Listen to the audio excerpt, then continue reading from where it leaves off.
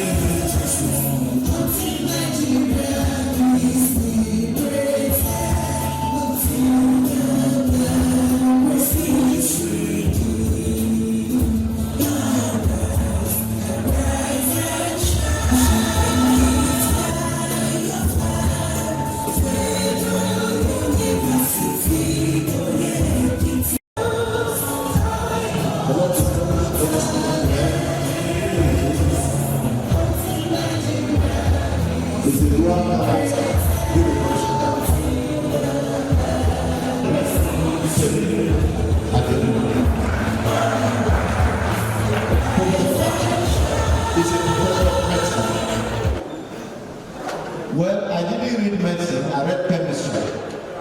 But I'm happy that my son is in final year medicine and he should be graduated this month. So I have a romance with medicine.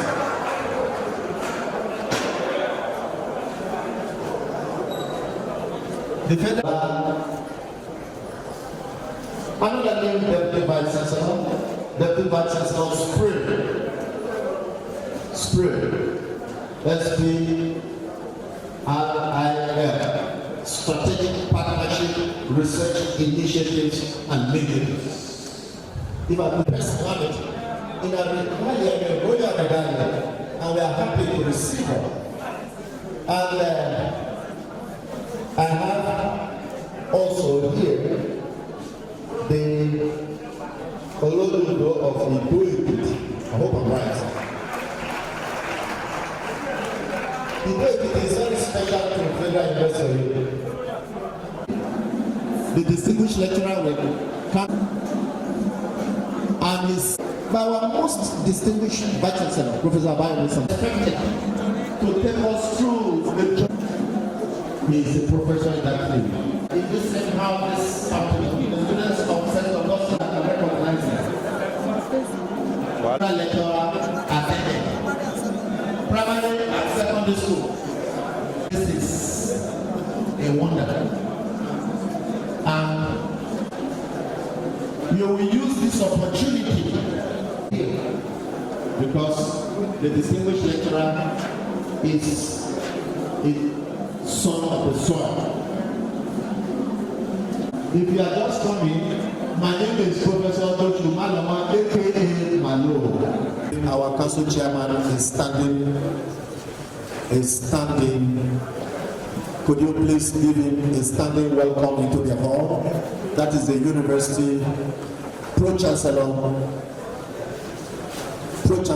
Federal University of Ekiti and Chairman of the Governing Council. His technical advisor is also in the hall, Prince Ilara, the deans.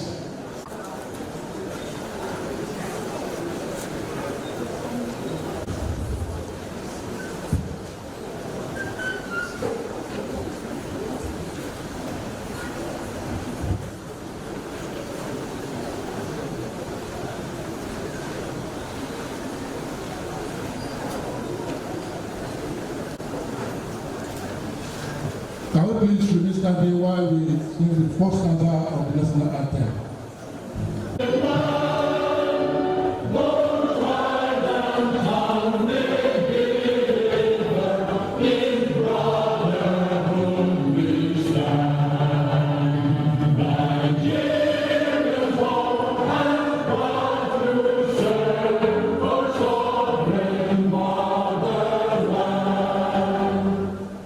The first stanza of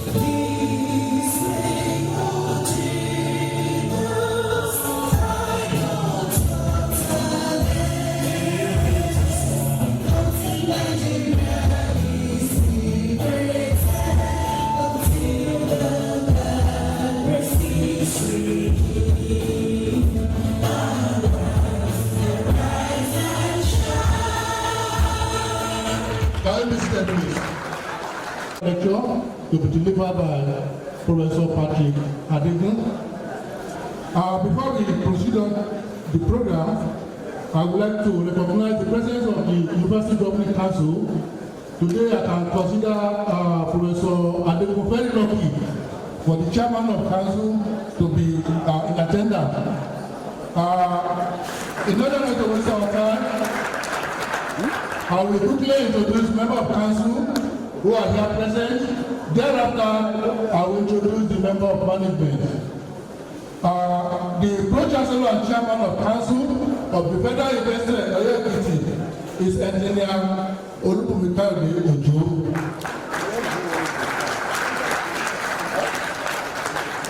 Also, a member of council is Right Honorable Nike Omowurale. We also have Mr.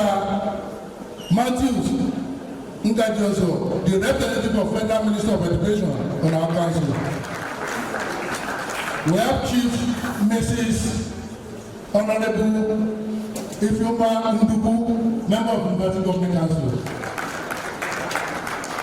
We have Barrister Gowon Maxwell, member of the University Government Council.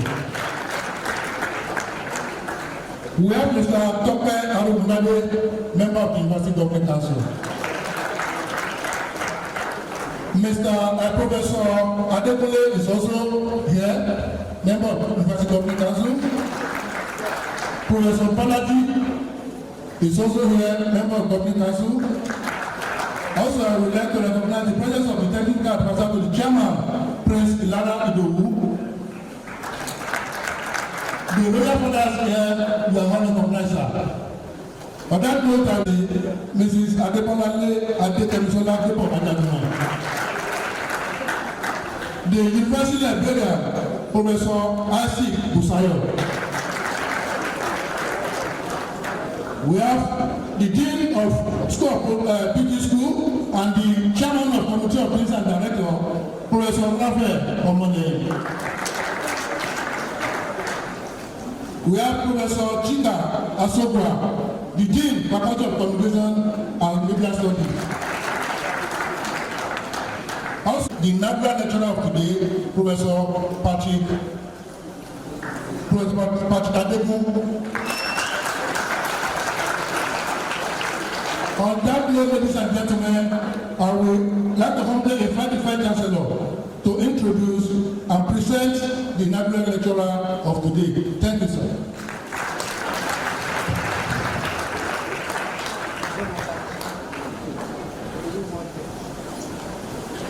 The Pro-Chancellor, sir, and Chairman of the Government Council of Federal University of Ekiti, our royal fathers that are here present, other members of the Governing Council of the University, members of the management team,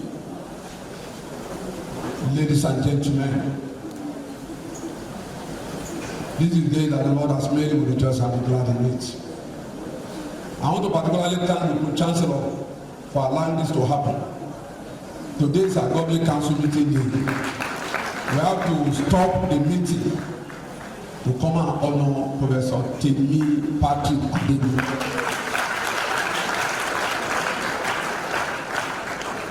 Today is one of the happiest days of my life, but I will not tell you the reason. Later I will tell you after his inaugural lecture. We have come along with the two of us and the wife and the children. But I tell you, I'm so excited today, I'm so happy. And my prayer is that for as many of us that are looking for this kind of opportunity, the Lord will grant them in Jesus' name. Follow me quickly as I read the citation of Professor Temi Patrick Adegu. Professor Adegu was born on November 6, 1959 at Oye Ekiti, Oye local government, Ekiti State, to Mr. Lucas Adegu and Princess Mary Olatunke Adegu ní Olatuya, both of blessed memory. He attended S.S. Peter Paul Primary School and St. Augustine Comprehensive High School, both at Oye Ekiti. He proceeded to A-level for his higher school certificate at Federal College of Arts and Science at Ondo before leaving for FUTA, Akure, to pursue a bachelor degree in engineering in 1982. The quest to study medicine made him to abandon the engineering course and gain admission to University of Ilorin, where he graduated with the Bachelor of Medicine and Bachelor of Surgery in 1989.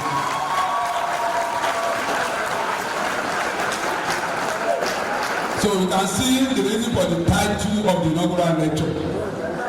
An engineer turned a medical professor. After he served as a medical officer with State Hospital and St. Luke's Hospital of Ondo State, he went back to University of Ilorin Teaching Hospital for his postgraduate studies in surgery. A program he completed in record time of 6 years and was the first among his colleagues to complete the program and bagged the Outstanding Resident Award for his excellent performance in postgraduate examination in 1997. I think this university is lucky to have him as a provost.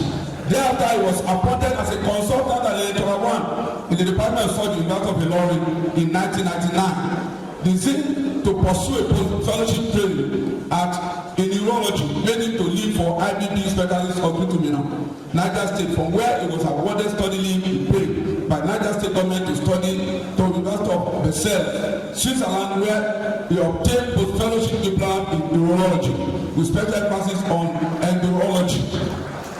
He served as Director of Clinical Services and Acting Medical Director of IBB Specialist Hospital, at various times from 1999 to 2007. He was divinely relocated to Ekiti State in November 2007 as a permanent consultant neurologist at Federal Teaching Hospital in Ekiti. In February 2008, he joined the then State Specialist Hospital at Ekiti as a chief consultant neurologist. Now, how well you want to clap? How well now? If you do one of the one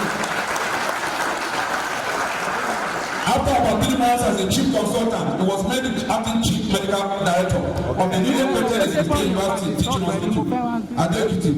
A teaching hospital is started from the scratch with no take-home plan from anybody. The assignment of teaching hospital, clap, I think it deserves it as a permanent chief medical director. Professor Adekun and his team embarked on clinical restructuring of the old general hospital by moving the number of consultants from 1 to 34 within a year and ensure that most of the nurses were double qualified for improved performance. He embarked on aggressive infrastructural development of the teaching hospital and overcame the onerous task of translating a general hospital to a tertiary health facility.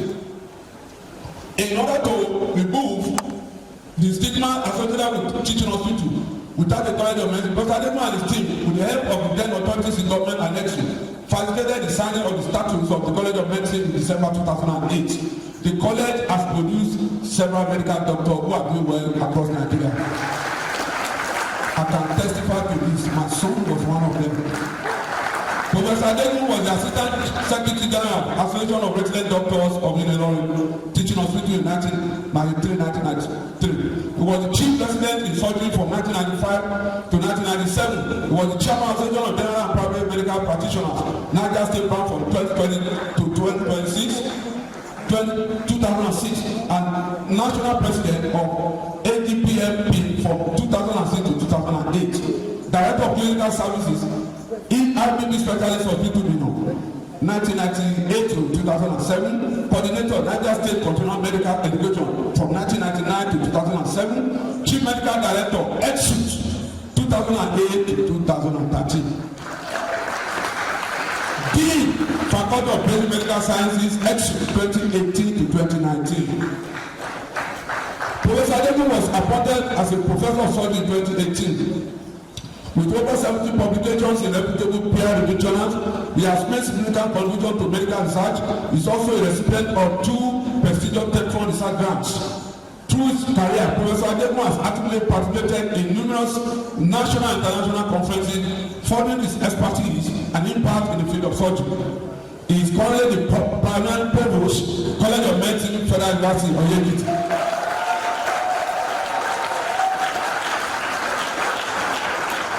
He is a member of editorial board in several local and international journals. Also an examiner in National Postgraduate College.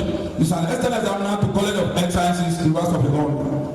He belongs to a lot of professional bodies, namely Fellow Medical College of Surgeons, Fellow American College of Surgeons, Fellow International College of Surgeons, Member American Urological Association, Member International Society of Urology, Member Pan-African Urological Surgeons Association, Member Nigerian Association of Urological Surgeons, Member Nigerian Medical Association, Member Society for Immunotherapy of Cancer, United States of America.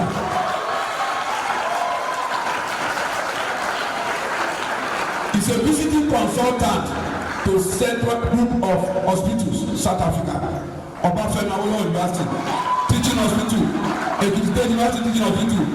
He's a research fellow in CAPTC, a body concerned with research on carcinoma of the male body system. He has unrestricted license to practice study and urology in Nigeria and in diaspora. So he's an international scholar. Professor Adeku is a recipient of numerous medical organization awards and several others, including Christian Leadership Award for Performance, Lions Club Ekiti State Leadership Award, Pentecostal Fellowship Award for Christian Leadership, Man Agapra Special Award. He has also received many awards for community service, including installation as Otun Basegun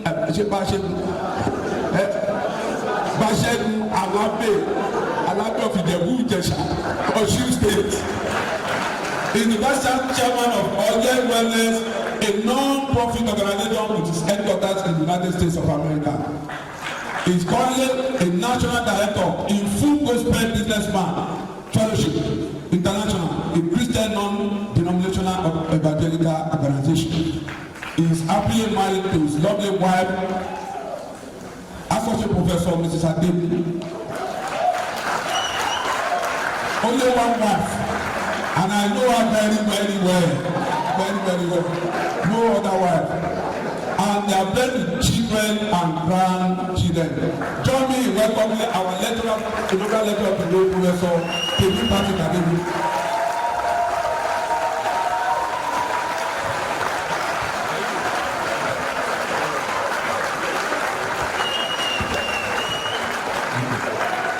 Thank you, Professor.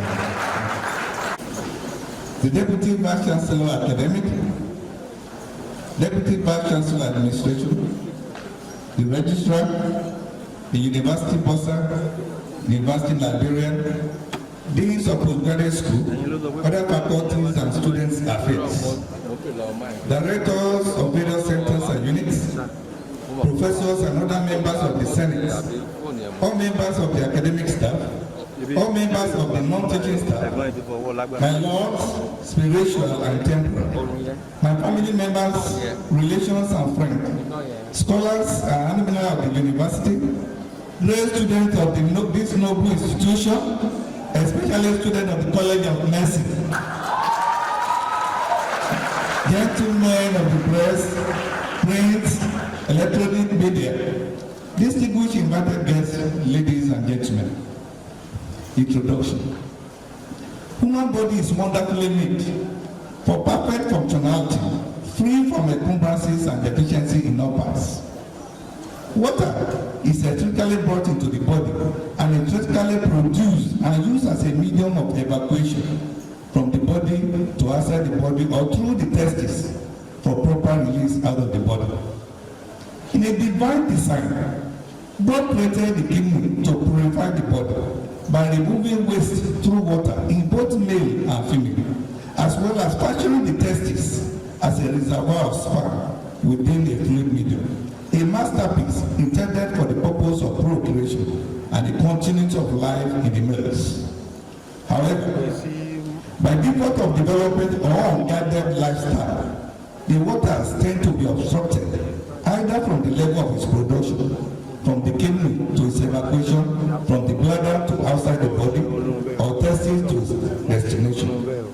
Even at the level of their storage, there are certain things that may not allow the waters to flow out contrary to the intention of God. This impediment requires the ingenuity of a surgical plumber to find around it so that the waters may flow. History of urology.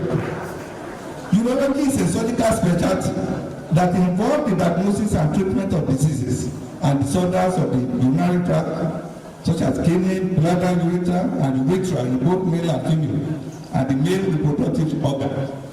We look at figure 1, we will see that the A part is showing the urinary bladder, the prostate behind it, beside it, beneath it, then the seminal vesicle combining to form the ejaculate ducts, and then join the urethra that passes through the penis in the male to come out.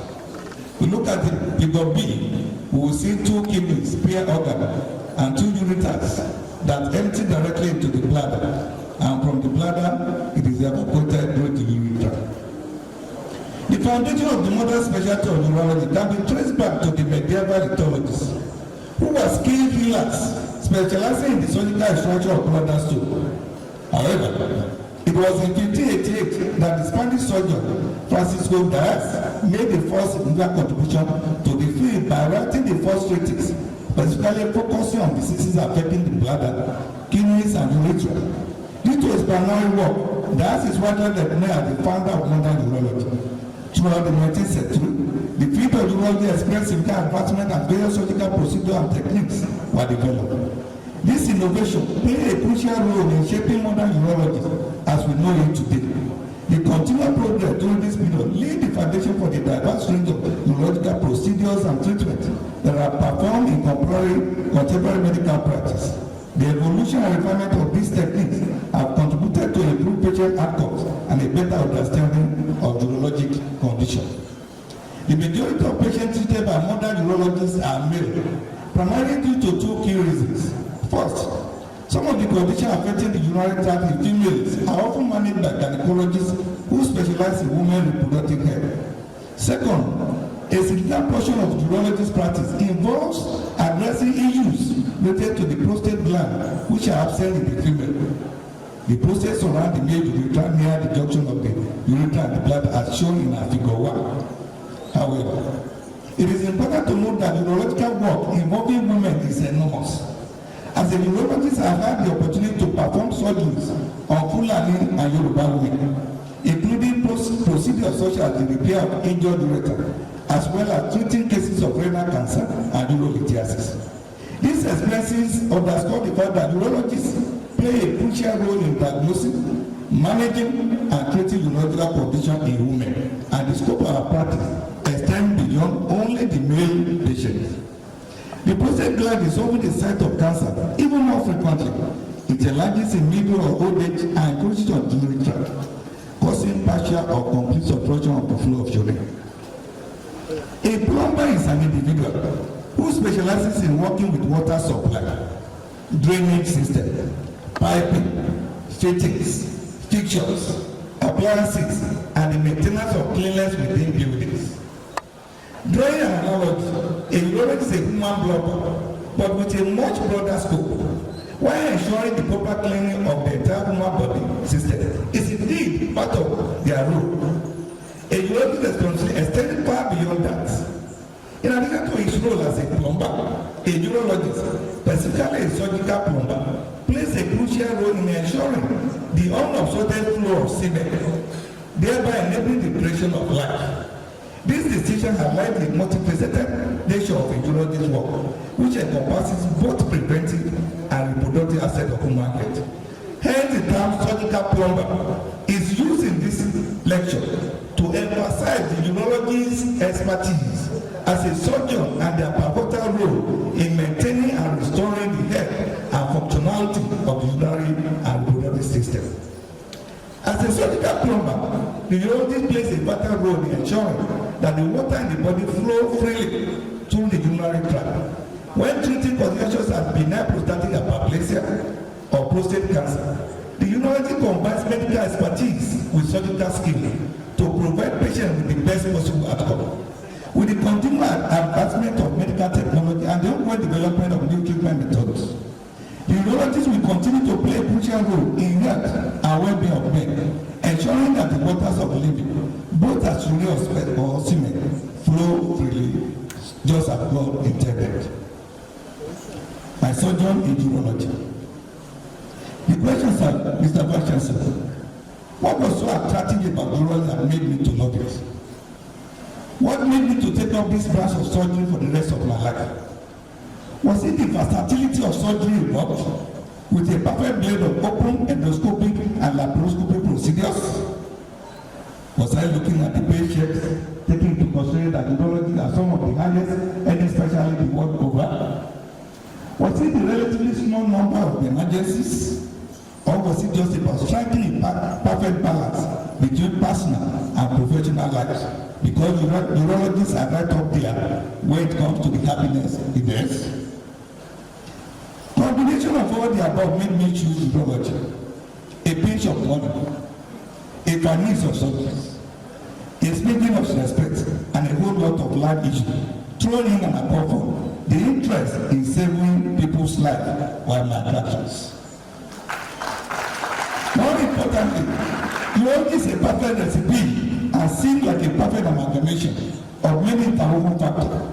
During my training as a surgeon at the University of Ilorin, I had the opportunity to participate in outside posting, and it was at this period I made the decision to pursue urology. At that particular junction, the field had a scarcity of specialists, making it an appealing choice. I was fortunate enough to be assigned a placement at the University College Hospital Ibadan, where I had the privilege of working under the mentorship of Professor Johnson Lawani, a highly respected figure in the field of urological surgery in Nigeria. Through my experiences working closely with him, both in public and private healthcare settings, my interest in urology began to grow and develop. The knowledge and skill I acquired during this time solidified my passion for the field and inspired me to pursue a career in urology. Furthermore, in year 2000, I got a scholarship from the University of Basel, Switzerland, to be a trainee in their teaching hospital. This opportunity entailed a hands-on training program in urology, led by the highly skilled and proficient Swiss surgeon, Professor Thomas Gaza. Under his mentorship, I delved into the realm of endourology, a specialized branch of urology, and I was captivated by the remarkable outcome achieved for patients. The experience gained in Switzerland not only enriched my knowledge and expertise, but it also deepened my appreciation for the impact that cutting-edge techniques and innovative approaches can have on patient care and well-being.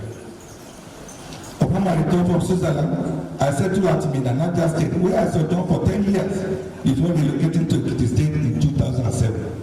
Through the leading of God and the encouragement of His Royal Majesty, Oba Rufus Adeyemo Adejupe Aladesami II, the Iwe of Ado-Ekiti.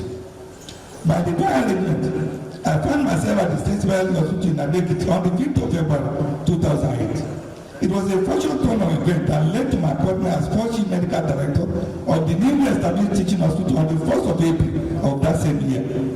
However, the position came with a unique challenge. As a chief medical director of a teaching hospital, I was expected to be affiliated with the College of Medicine. Unfortunately, no such institution existed at the time.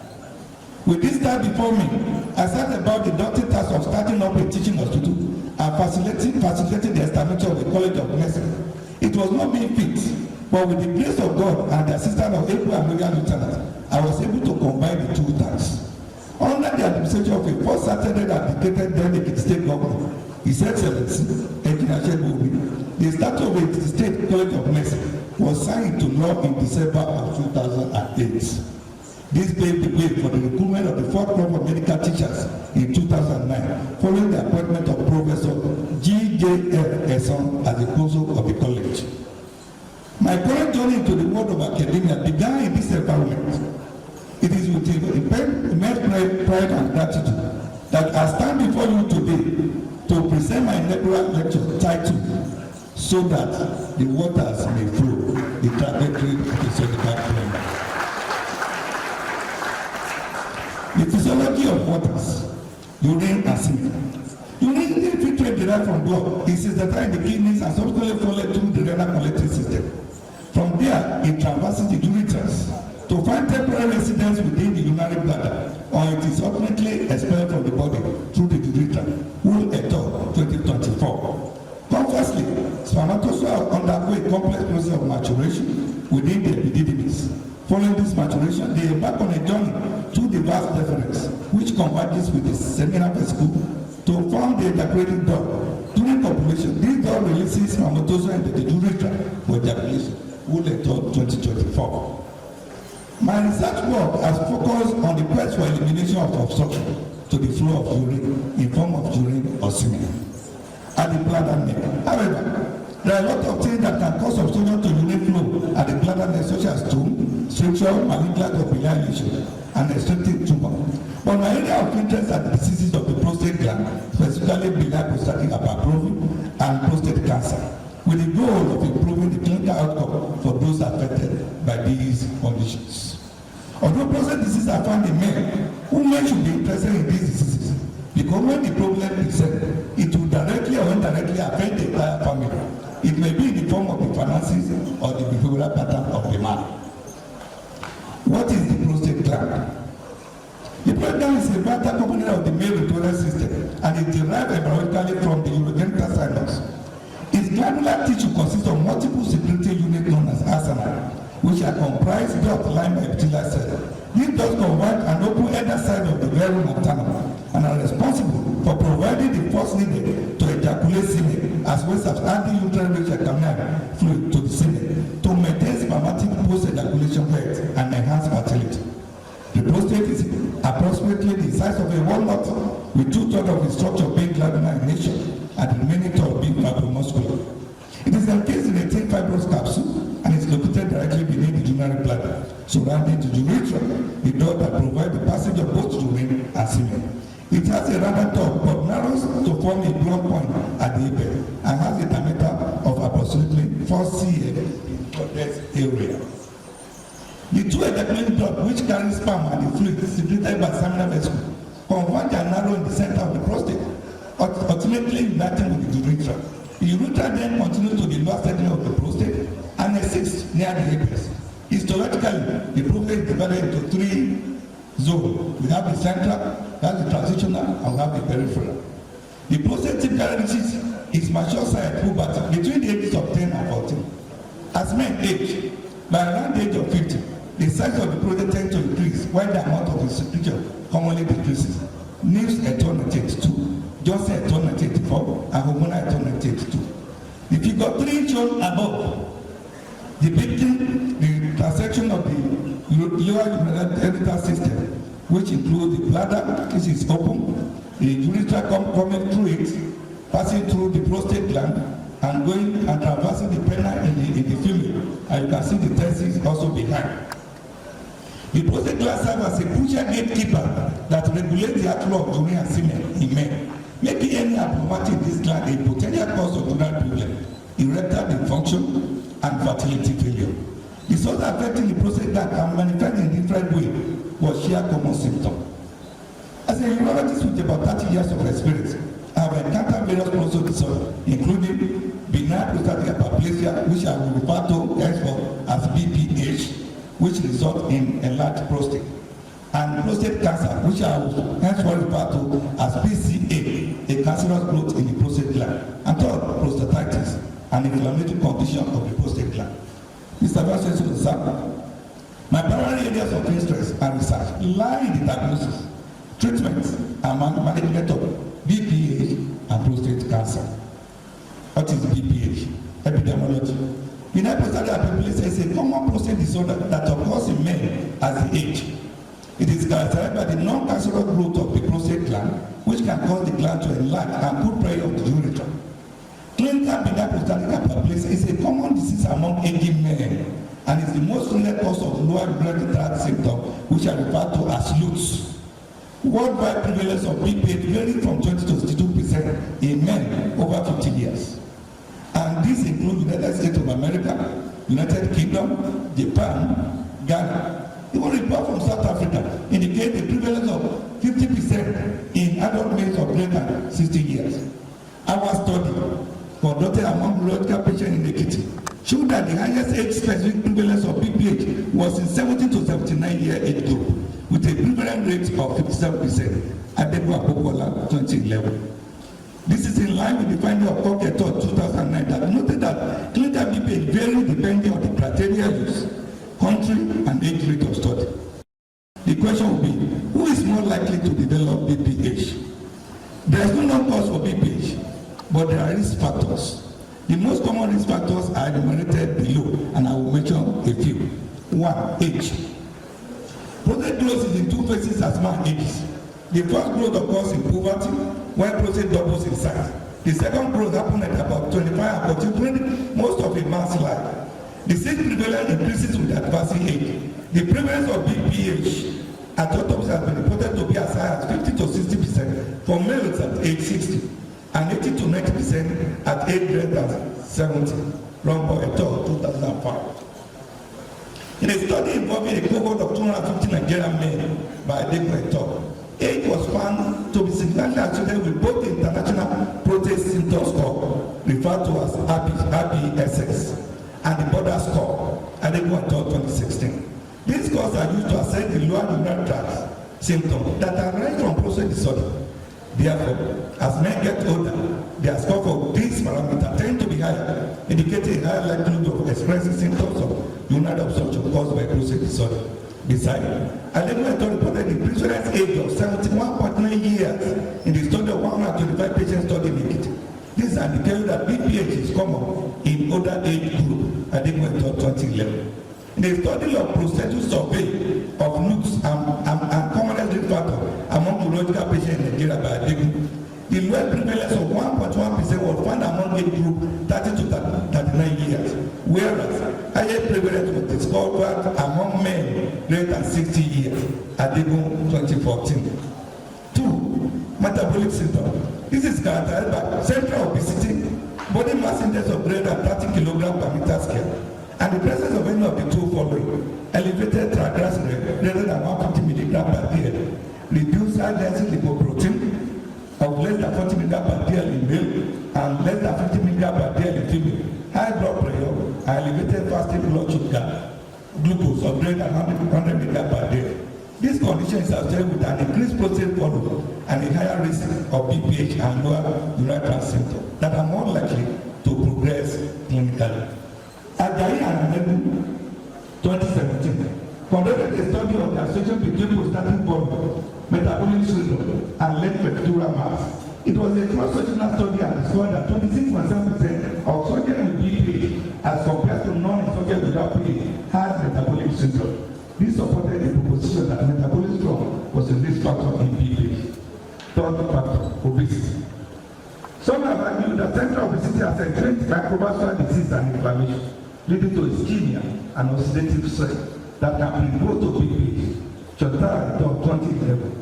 In addition, increased systolic level by adipose tissue from obesity has been reported to cause suppression of gonadotropin, leading to reduction in testosterone level, a mechanism that is associated with the development of BPH. Williams et al. 2012. Adekunle et al. Conducted a study of 250 Nigerian men with symptomatology of prostate and discovered that 67.2% of these men were either obese or overweight. This supported the fact that obesity and overweight may be a risk factor for BPH. Adekunle et al. 2015. Clinical presentation and evaluation of BPH. BPH may be asymptomatic or symptomatic, depending on the degree of alignment and prostatic muscle tension. Symptomatic enlargement can be due to direct urethral obstruction or secondary changes in the bladder.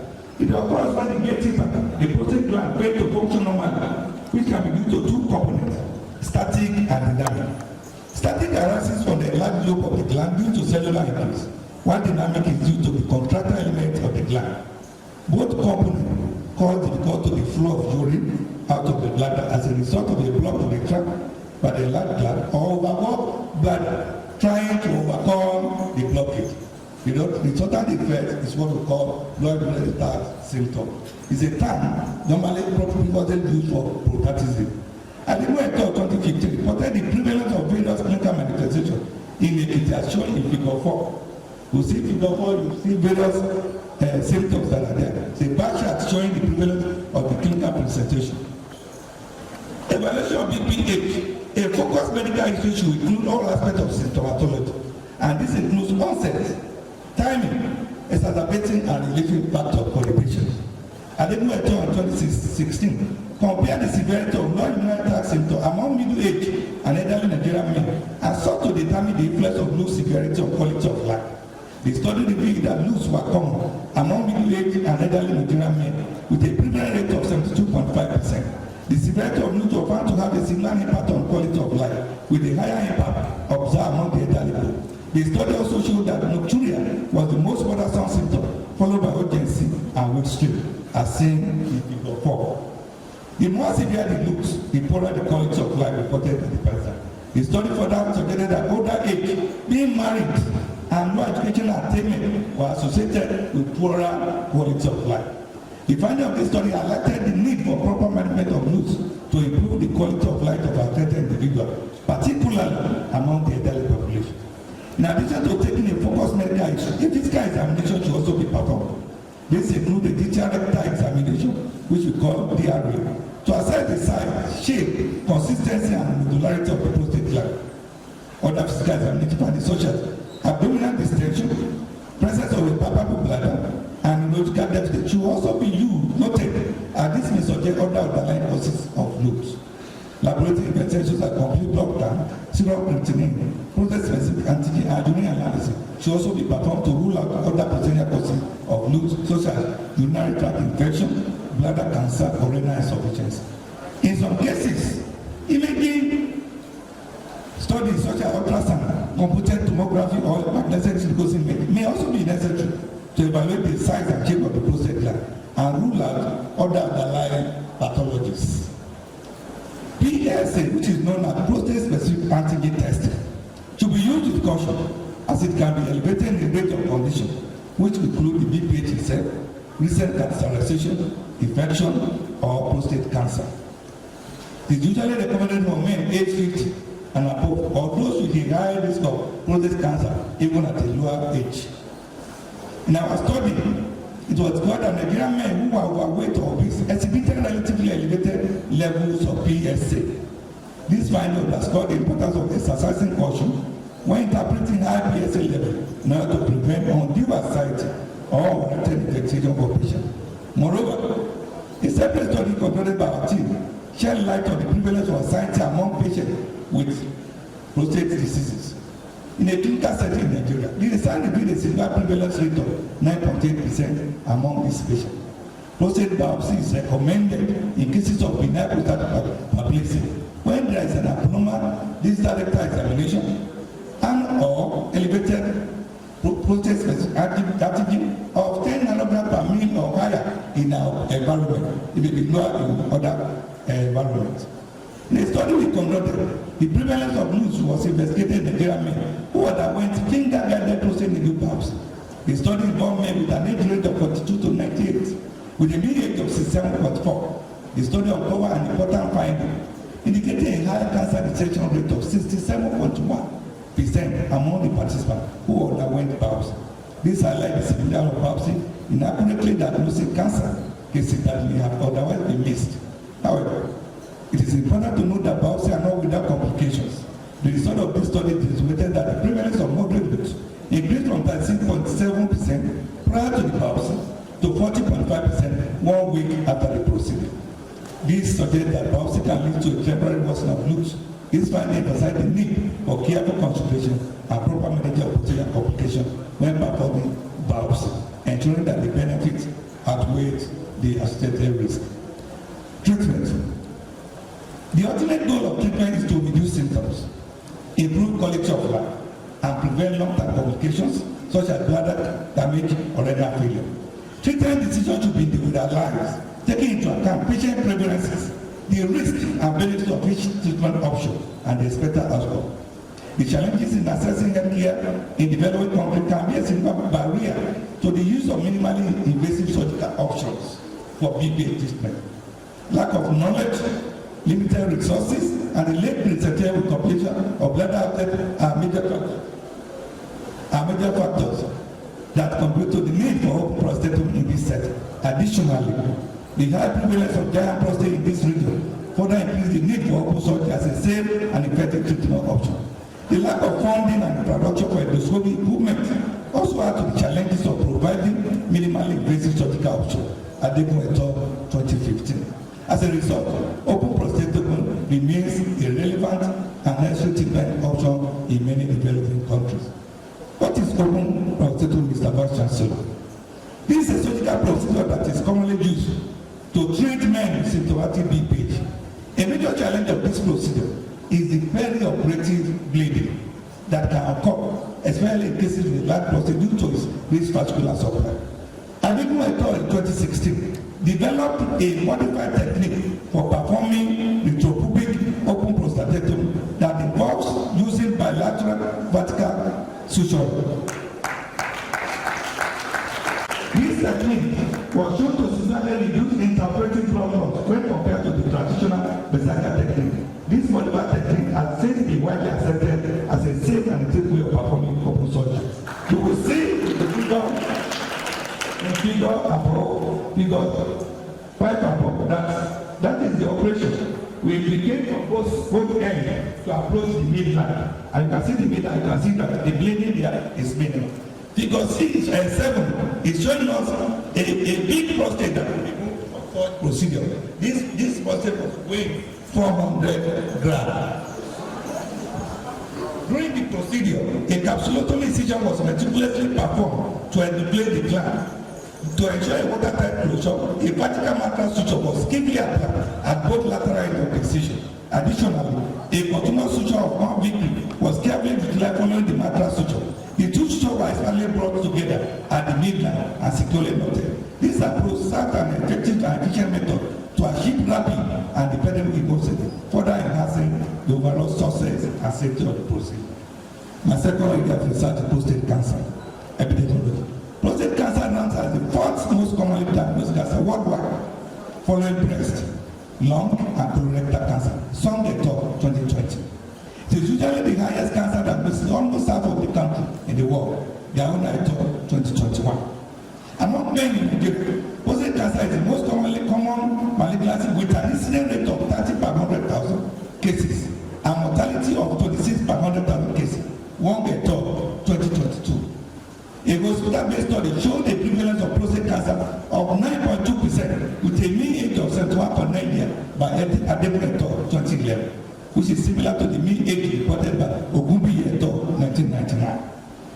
The question again will be, who is more likely to have prostate cancer?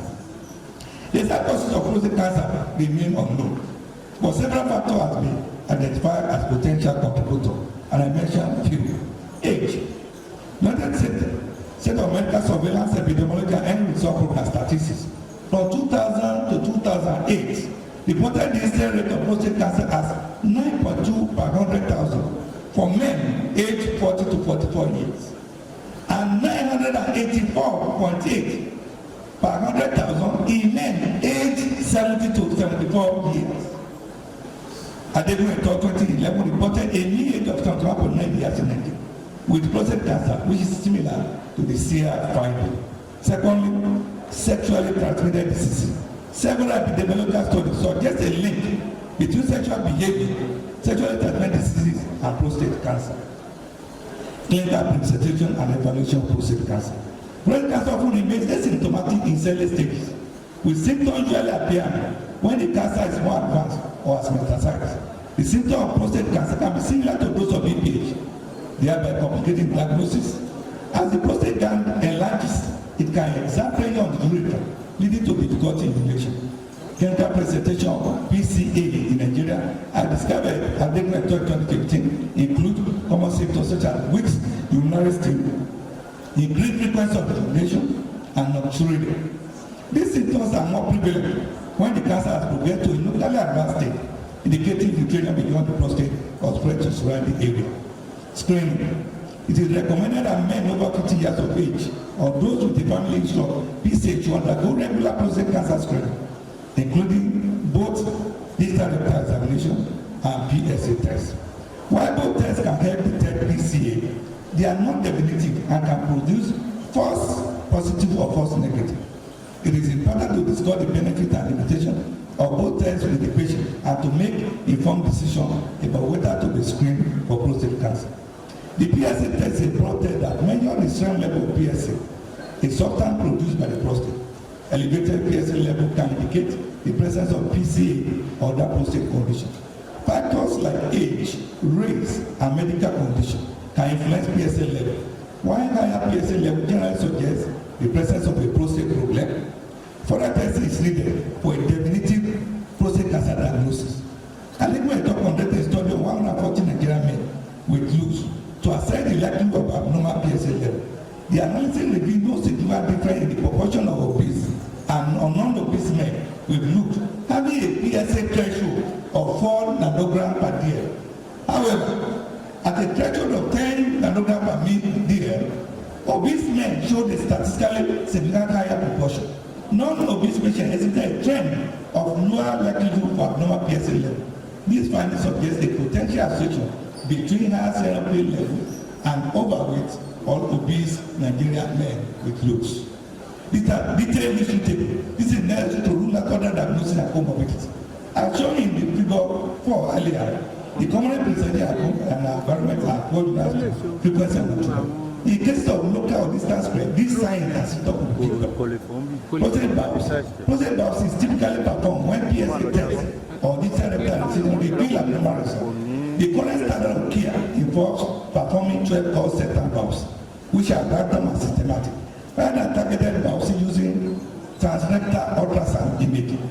However, even with this method, prostate cancer can still be missed in 10 to 30% of cases.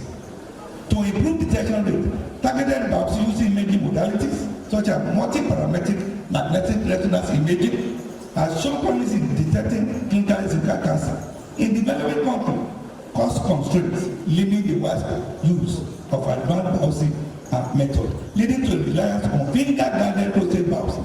However, pain-grade the procedure has become a significant concern, resulting in patient reliance and procedural challenges for physicians. Studies by Areo and Adegu 2016 and Adegu et al. 2017 have demonstrated that the use of 20 ml or 1% lidocaine with adrenaline for perianal or caudal block can effectively reduce discomfort and pain associated with prostate biopsy. Implementing this technique can make finger-guided biopsy more appealing and cost-effective in developing countries. While prostate biopsy generally considered low risk, Adegu et al. Study have indicated a potential progressive voiding disorders and erectile dysfunction associated with finger-guided biopsy. Therefore, it is crucial to assess patients for these conditions and provide comprehensive counseling before performing the procedure. This approach enables informed decision making by patients and prepare them for potential complications that may arise. Treatment modalities for prostate cancer.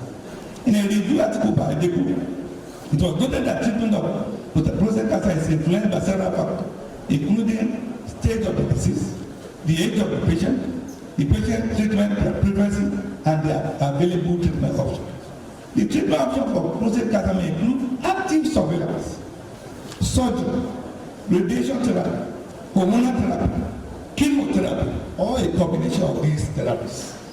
The choice of treatment will depend on several factors, including the patient's overall health, the extent of the cancer, and the potential side effects associated with each treatment option. It is important for patients to discuss their treatment option with their healthcare provider in order to make an informed decision about the best course of action for their individual situation.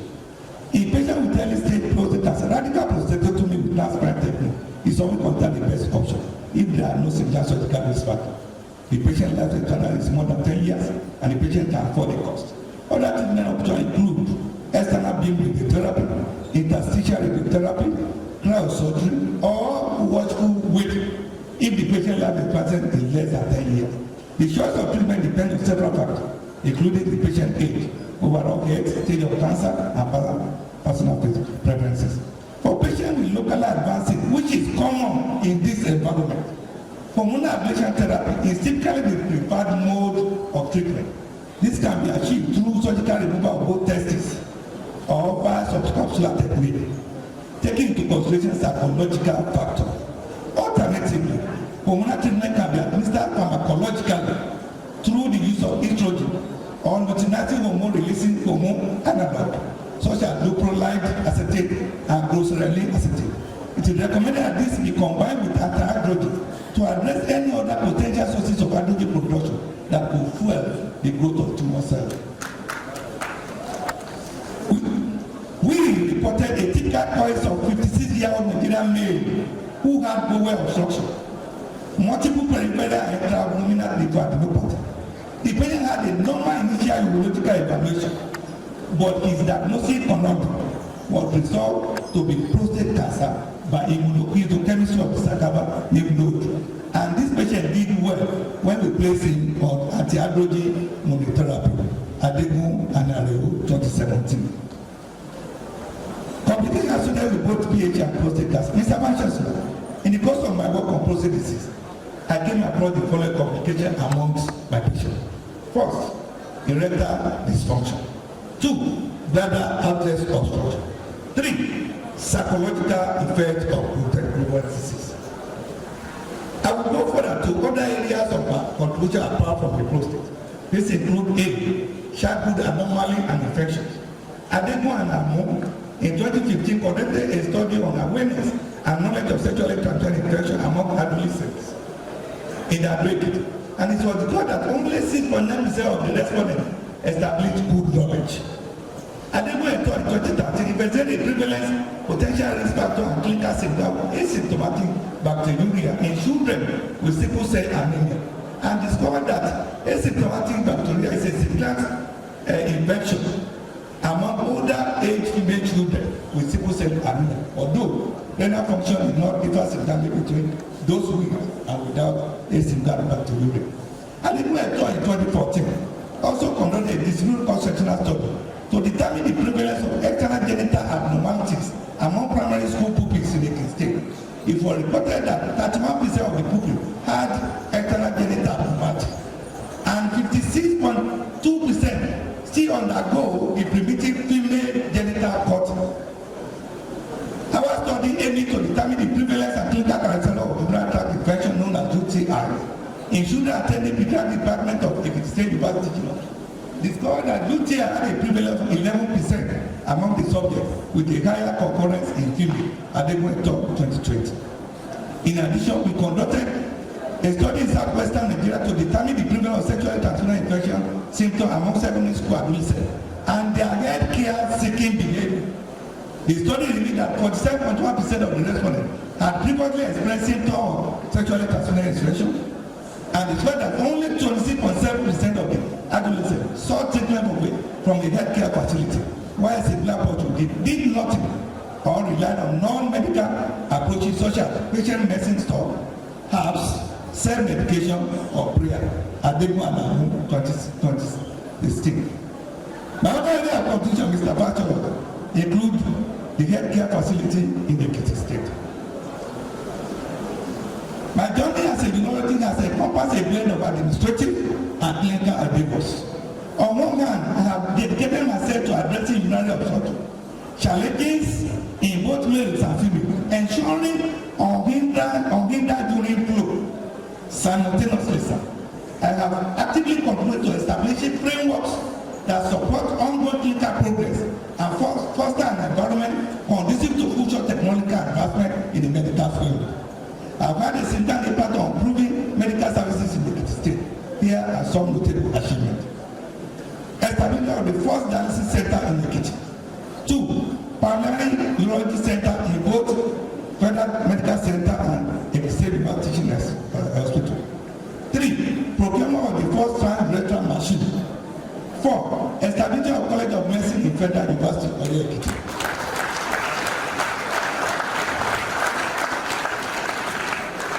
The first substantive branch of Federal University of Ekiti appointed me as a visiting professor of medicine in August 2021. We prepared a strategic plan and a Gantt chart to track the methodological achievement of the project. A team of medical experts across the nation was established in September 2021 for a retreat to craft the statute of the college, which was later approved by the appropriate authority. The college invited advantages of regulatory agencies of government, followed by subsequent assessment visit by both the National University Commission and the Medical and Dental Council of Nigeria in 2023. To God be the glory, the first set of medical students of 4-year College of Medicine were admitted in 2023-2024 academic year. Great 4-year medical students! The federal government has approved the use of federal teaching authority for the clinical training of the students. No one can be happier than me having a part of the establishment of 2 successful medical schools in Nigeria. I'm entirely grateful to the Vice Chancellor for Professor Boyamuson Department, the Chairman of Council at the Center of the project, Dr. Mohammed Lawal Dabusa, and the Society Minister of Health and Education, the Chief Medical Director of Ethics, Professor Adekunle Ajayi, and other stakeholders for supporting us to start a great college of medicine in Ekiti. Mr. Vice Chancellor, as a mark of recognition of my contribution to the frontier of knowledge in surgery and in urology super specialty, have been conferred with the fellowship by the two bodies, namely the American College of Surgeons in Chicago, USA, as well as American College of Surgeons, the International College of Surgeons in Geneva, Switzerland, as well as the International College of Surgeons and the Society of International Chirurgy in Montreal, Canada.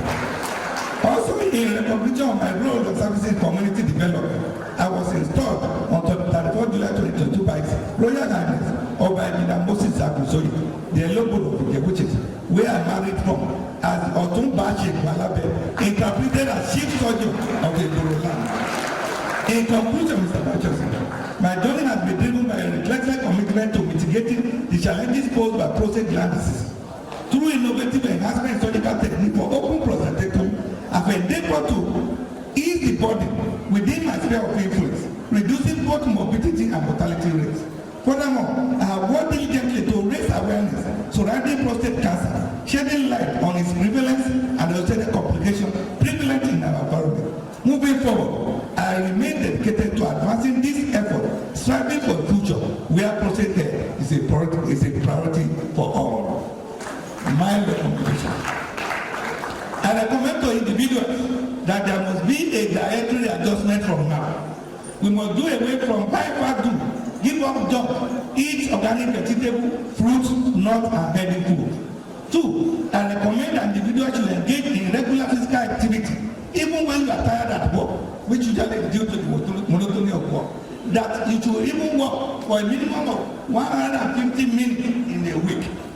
3, I recommend that regular screening be done for men that are age 50 and above.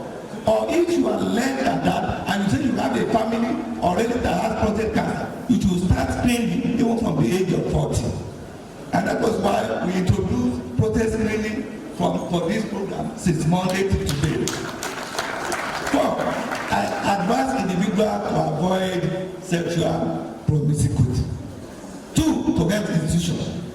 Our institution should establish a registry so that we can capture data regarding prostate cancers, so that we know what is the body of the disease in our environment. 2, our health facility should encourage our patients or anyone coming to us to engage in checkup, medical checkup. They don't need to write them up whatever for me. That should be PSA check, that should be other check. Then stress management. Hospitals should encourage patients to imbibe stress management techniques because most cancer has been traced to chronic stress issues. 4, in any procedure needs to be performed in the hospital, it must be through aseptic technique to avoid antibiotic resistance. 5, psychosocial factor. This includes social support and coping strategy to be enhanced to help the patient to navigate the period of the cancer. 6, education and awareness program. Our hospitals should conduct educational program to increase awareness about the risk factor, symptom and prevention of these diseases. Because knowledgeable individuals are more likely to seek timely medical intervention or advice. To the government, I ask that 1, access to health care must be made easy. 2, there must be a tobacco control initiative because tobacco has been linked severally to cancer, not only of the prostate. 3, research and innovation. Our government must invest in research so that we can better understand the underlying causes of prostate cancer and BPH. 4, occupational health and safety measures. These must be in place in our workplaces. 5, I recommend that government must from time to time carry out free medical services for the elderly all over our areas because most of the elderly do not have the money to access medical facility. Appreciation. I return the glory to God Almighty, Jehovah Sabaoth, who fought the battle of my life from childhood to this present day. I was being to die about the age of 5 when my junior sister died. One pound was required to save my life at Maria Assumpta in Ado-Ekiti. And this was not affordable to my parents until God sent a helper who lent them the money to take me there. Above all, I applied the miraculous salvation that God has granted me, sparing me from a destiny that seemed destined for despair. I was rescued from the brink of despair and restored through salvation bestowed upon me freely. To you alone, Father, be all the glory, for it is through your mercy and grace that I stand here today is testament to your unfailing love and divine intervention in my life. I extend my heartfelt appreciation to those that brought me to this world, my late parents, Mr. Lucas Adegun and Princess Olatukomiri Adegun ní Olatuya, whose boundless love and dedication enabled me to receive an education and sharpen the person I am today. Their sacrifices resonate deeply in my journey. I extend my profound thanks to my Vice Chancellor, Professor Abayomi Fashion, and his wife, Dr. Mrs. Bosidi Fashion, for their support always. Sir, I am profoundly grateful for your unwavering belief in my capacity to lead the establishment of the new College of Medicine at the Federal University of Ekiti. You stood resolute and fought tirelessly to secure my appointment as the pioneer provost of this esteemed institution. Your confidence in me has been an immense source of inspiration and strength. I am eternally grateful for your steadfast support. Additionally, I extend my sincere appreciation to former Governor of Ekiti State, Chief Engineer Chegun, for establishing a state university teaching hospital and appointing me as a pioneer chief medical director. Also, gratitude to my former Vice Chancellor at Ekiti State University, Professor Dipo Kolawole, who is in this room, under whose general leadership, the Exu College of Medicine was established. It was under his guidance that I found a place as one of the pioneer lecturers, and for this opportunity, I'm very thankful, sir. Your leadership and foresight have been instrumental in shaping my academic journey, and I'm privileged to have you be a part of such a very important institution. Furthermore, I'm deeply appreciative of Dr. Femi Thomas, a commissioner for health during the for his role in bringing me to a state university teaching hospital at Ekiti as a pioneer chief medical director. His foresight and determination were instrumental in shaping the course of healthcare and medical education in our region. I am truly grateful for his leadership and support in realizing this significant milestone. I am profoundly grateful for the pivotal role played by spiritual senior brother and his wife, Professor and Professor Mrs. Joel Adekunle Adegun, an erudite professor of exercise physiology, and my esteemed friend, Dr. Mojola Owaochusi, a discreet former chairman of all registered in Nigeria. Their flinching support, mentorship, and influential contribution have been indispensable throughout this journey. I extend my deepest appreciation to them for their instrumental role in shaping my academic and professional growth. I extend my heartfelt gratitude to His Royal Majesty Oba Rufus Adejubi, the esteemed Ewuye of Ado-Ekiti, for consistently bestowing His royal blessing upon me and for the invaluable encouragement to embrace the university appointment, even when I harbored doubts about his timeliness. His wise counsel has been a guiding light on this journey. In addition, I express my sincere appreciation to my senior sister, Olori Abosede Adejubi, the Olusola of Ado-Ekiti, for our unwavering support and sisterly guidance. Her role has been instrumental in ensuring the success of every endeavor I back upon. I am profoundly thankful for the strength and encouragement derived from both His Royal Majesty and my dear sister, whose influence has significantly contributed to my personal and professional growth. I express gratitude to my father, His Royal Majesty, Oba Michael Oluwole Adumolaju Adugole III, the esteemed Oloye of Oye-Ekiti, and his esteemed wife, for the unannoyed cooperation, both overtly and behind the scene, throughout my professional journey in various workplaces. Allow me to extend my deepest gratitude in acknowledging the invaluable role played by my esteemed brother and friend, High Chief Professor Akande Oladimiji Ajayi, the Balogun of Ekiti, and the distinguished provost of Exu College of Medicine, Professor Deji Ajayi, who is also the husband of Chief Mrs. Tita Deji Ajayi, has been an integral part of my journey. Our bond, often referred to as 5 and 6, goes beyond mere camaraderie. It's a bond strengthened by mutual support and divine perfection, guiding us as we navigate life and in hand. Special thanks is clapped by my uncle, High Chief James Ojo Olatunya, the Obaleche of Ileshe Quarter for Ekiti, for his general financial assistance during the early stage of my education, which laid a crucial foundation. I'm deeply grateful for the support of the entire Obaleche clan in Ileshe community of Oye-Ekiti. Inexpressible thanks go to my cousin, High Chief Dr. Michael Jimioke, the Oloja of Aromi Quarter, Oye-Ekiti, and his wife, Mrs. Mary Olubimioke. Their pivotal roles in my medical education have led an indelible mark, and I'm eternally grateful for their unwavering support and encouragement. Sincere appreciation goes to the entire Aromi community in Oye-Ekiti for their support always. I would like to extend my profound thanks to the teachers who have left an indelible mark on my academic and professional journey. I owe more to Professor E.O. Delewo, a renowned master candidate to assist Sojo, the late Dr. A.T. Duse, Professor Johnson Lawan, Professor A.G. Abdulrahman, and Professor T. Gasa in Switzerland, whose guidance and expertise has really shaped my achievement. I'm deeply grateful to my esteemed colleagues who collaborated with me throughout my research endeavor. Their unwavering dedication and invaluable contribution have been instrumental in the success of my collective effort. Special thanks go to Professor Mrs. Amu, Dr. Peter Olufemi Ado, Dr. Julius Olaogun, Dr. Peter Adeloju, Dr. I.P. Adeodu, Dr. A.O. Solomon, Dr. A.E. Omonisi, Professor Nira Atiba, Dr. Kule Dada, Professor E. Ajayi, Professor Usman Dada, for their exceptional commitment and expertise. Together we have forged a collaborative spirit that has significantly enriched our research pursuit. I also deeply appreciate my mentees, including Dr. Topacho, Dr. William Imade, Dr. Ajibola Brown, and Dr. Olorufumi. I extend my heartfelt appreciation to my brother and superior, Professor Olufumi Shetu, the DBC Academics, and Professor Tatuji Bolani Opola, DBC Administration, for warmly welcoming me into FUOYE. Their acceptance and support have been pivotal in my transition. I would also like to explain my name to my amiable registrar, Mr. Mukhtar Ibrahim, and my dear sister, Mrs. Adekemi Soladeba, the University Board.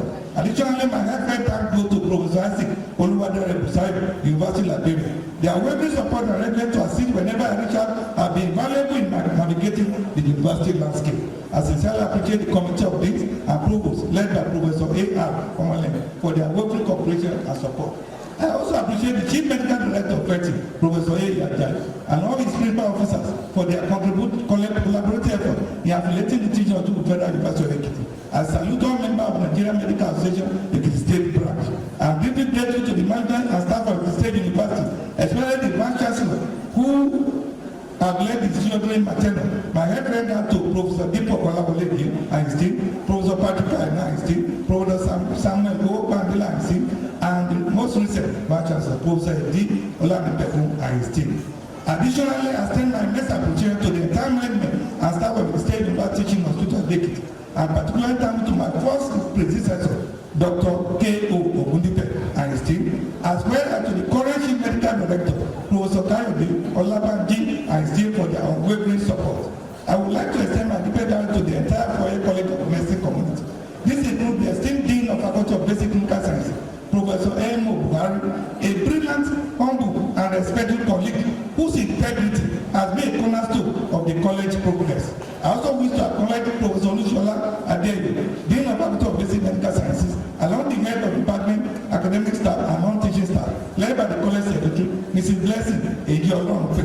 My sincere appreciation also goes to the dedicated staff in the provost's office.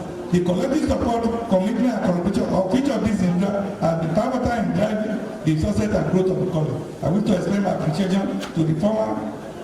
I wish also to appreciate the newly inaugurated council led by my own brother and respected leader, Mr. Kayode Ojo and his member. Thank you, sir, for attending this meeting. I wish to express my appreciation to the former director of academic planning, Professor Assistant Chika Asobla, for the pivotal role played during the preliminary stage of the study of 4 years. College of Medicine has for the office of the provost. I also remember my late sister, President Cecilia Adebu. May her soul continue to rest in peace. I give all glory to God for the unwavering support of my younger brothers and their family, Pastor and Mrs. Vincent Oluwole Adebu, and Mr. and late Mrs. Thaddeus Dayo Adebu. I'm also deeply grateful for my cherished nephews and their spouses, Mr. and Mrs. Ayu Arigbe, and Mr. and Mrs. Chola Balogun. May the grace of God continue to be with each of you, guiding and blessing. I deeply appreciate all my sister-in-law and their children who have become my own children for their support at all times, particularly Ms. Monisola Beka, Ms. Mucho Ariyo, Ms. Janisi Adeji, Pedro Ogbode, and late Mrs. Lola Adewubi. Also, my gratitude goes to my in-laws, Professor and Mr. Gareba, again, and Mr. Ahmed. May the Lord bless you. I appreciate the primary ruler of Ijebu-Jeja, Oba Oluwafemi Ogunsoye, the Elekodo Islam, and all the chiefs. I am telling them to my superior home, Grace Commonwealth Center, and full gospel of Senegalology International, where the Lord provide me with profound spiritual support. I'm especially thankful to Professor and Professor Felix Adedi, Professor and Professor Samson Olotula, the entire Great Commonwealth Center Pastoral Board, Dr. and Mr. Shadrach Jagbe, Pastor Taiwo Thomas, all my beloved brethren. I cannot forget to acknowledge my spiritual background again, SST and Paul Catholic Church of Ekiti, where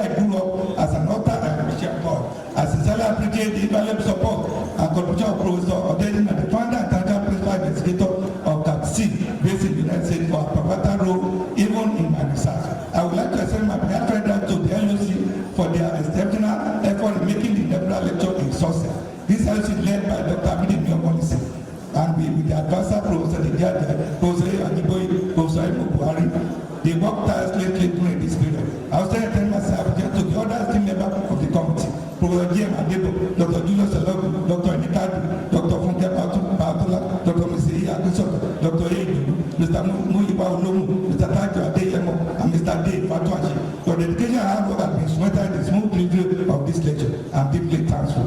I am deeply grateful for the whole support of my children throughout my education and professional journey. Their presence has served as a constant source of inspiration, urging me to reach for greater heights. Especially admiration goes to my children, Ejida Mr. Ade, Bowale Richard Adeku, Mr. Onufade Timifewa Adeku, Mr. and Barrister Mrs. Ahmed, and Bosede Adeku. I'm also thankful for my precious gift of my grandchildren. Lastly, I want to extend my heartfelt appreciation to my cherished jewel, the apple of my eye, my friends in medical school, my sister, my mother, that day I'm taking myself to the Annual University. Your bonded love and steadfast support has made the better of my success. I'm eternally grateful for your growing and loving presence in my life. I've always valued our academic exchange. Mr. Francis Sir, permit me to appreciate everyone who has come to grace this occasion. The staff, students, family, member, and members. I'm also grateful to my order, the way you go to do, and I like to relate to the thank you very much.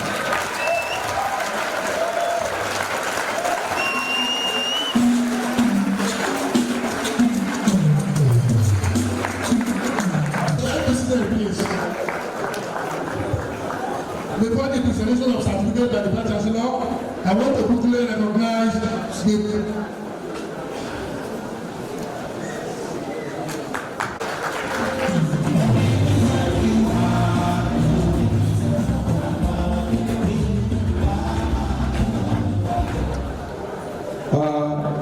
you agree totally that Professor Patrick Tenadebu is truly a professor of subject.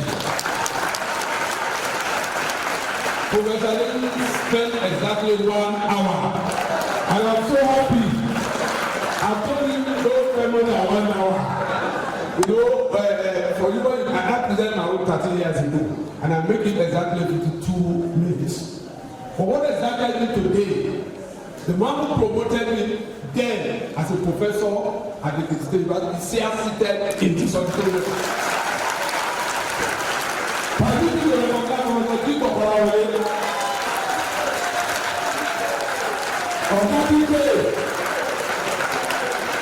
Oga promoted me almost 2 years ago as a professor. You know it is good to do, and Oga is here seated at this auditorium. Congratulations, Oga. Thank you very much. I need to say this, that you cannot produce professor as a professor, you are not a professor. And I need to tell you, I produced almost 17 professors before I left church. You cannot you can only give what you have. If you don't produce a professor, you are not a professor. So I want to thank you very much for you are allowed to get to witness your boy, not only become a professor, but also a vice chancellor. And I think to me that is the most important aspect of this. I want to congratulate you, sir. You have done excellently well. Excellently. You are what you go say. You are somebody who I'm well pleased. And like I told somebody, I'm ready to stay by you, stand by you to ensure you for the next accreditation. Even if I finish my tenure, I will come and support you. Because you started that college of medicine. And we're able to admit students, it was rough. But with all the fireworks and everything, you stood your ground. Today is a different body. I want to thank you very much. May the Lord bless you and your family. May the Lord bless you to health. And the Lord will not depart from your home. Let me, on behalf of this university, present you the certificate for making it in 1 hour. I never confirm you as a true professor of surgery of Federal University of Ekiti. Congratulations, sir. Congratulations. Also, permit me to also recognize some people are here that are very, very important. I've seen them and I think, but I will start with my Chancellor and Chairman of Council. I've done that before, and I have to do it because Oga permitted us to come here. We are actually having a council. So I have to thank myself. Okay, thank you very much, sir. For allowing this to happen. But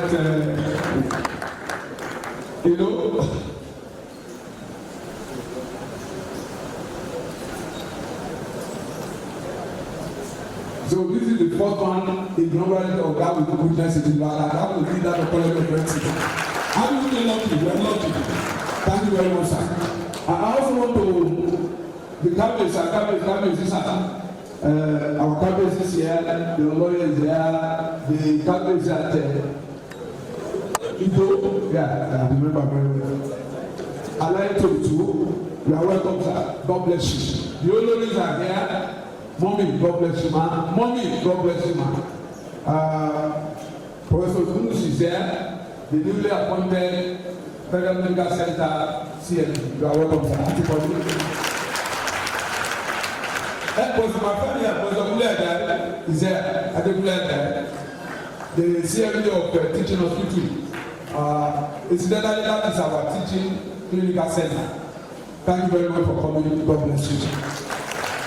I can see a lot of people from our church. Myself and Professor Ademo attend the same church. I don't know how to. I can't mention anybody's name, but I have to mention what we call their bars. Their bars are here. Professor Ademo, you are welcome, sir. You are welcome. But I also have to mention my friend, who is today as a commissioner now. We are colleagues together in next many years ago. Professor Tedela, you are welcome. Why? Mr. Tedela, you are welcome. My very good friend then, election, now is Vice Chancellor of the University, Professor James Olaoju, you are welcome, sir. Professor Olaoju is also here. Prof, thank you very much. I didn't know you are going to come here. I was about to come and thank you. Thank you very much. My domestic was had an accident, and she played very strong role. That's about a week ago also. I just called you, and he came to our rescue. God bless you, sir. Thank you very much. Well, I can't begin to mention anybody's name, but the most important thing that Professor Ademo has done us well is the person who you are well pleased. I want you to keep it up, sir. And I know the Lord Almighty will continue to go with you in the name of Jesus. I want to go back to the registrar to introduce other people.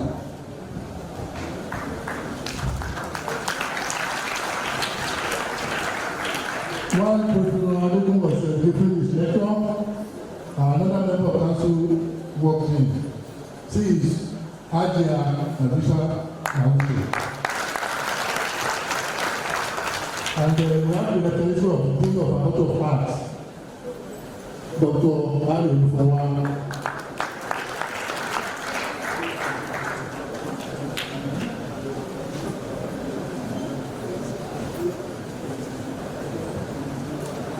Announcement. Immediately after the program, there's going to be a cocktail at the Faculty of Management Sciences. And the people who are expecting there is our council members of management, deans and directors, and the immediate family of the inaugural lecturer. And secondly, after the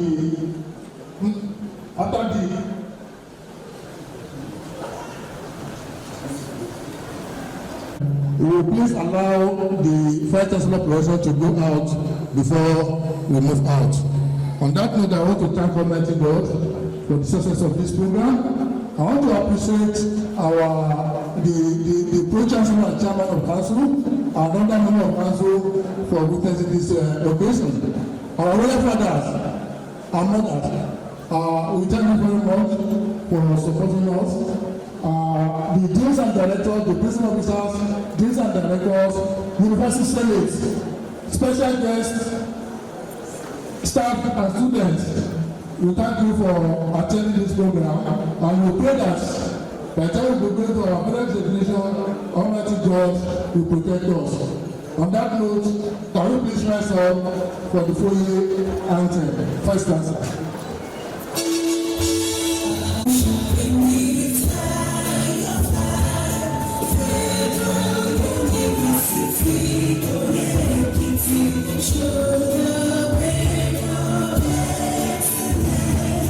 Show the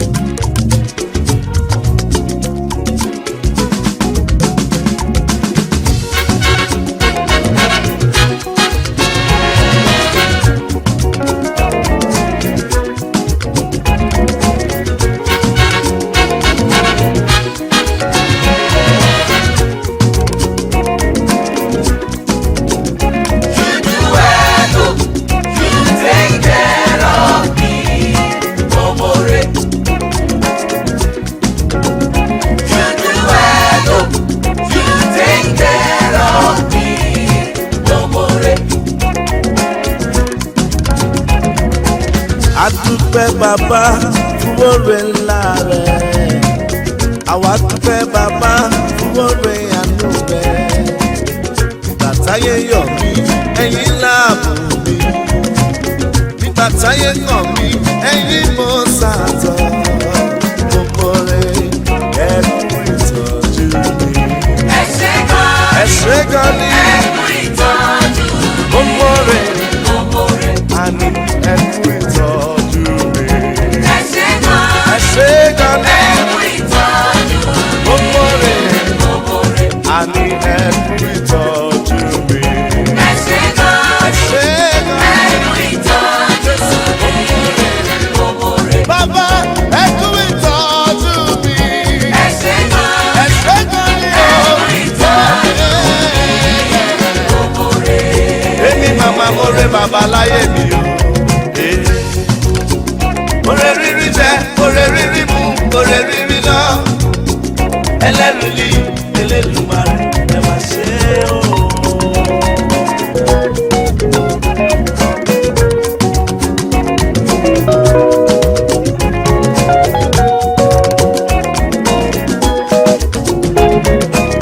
A dúpẹ́ bàbá fún oore ńlá rẹ̀. Èmi dúpẹ́ bàbá fún oore àánú rẹ̀. Ìgbà táyé yọ̀ mí, ẹ̀yin láàbò mi. Ìgbà táyé kọ̀ mí, ẹ̀yin mo sàtọ̀. Jésù gbogbo rẹ̀ ẹ kú ìtọ́jú mi. Ẹ ṣé gan ni ẹ kú ìtọ́jú mi. Ẹ ṣé gan ni ẹ kú ìtọ́jú mi.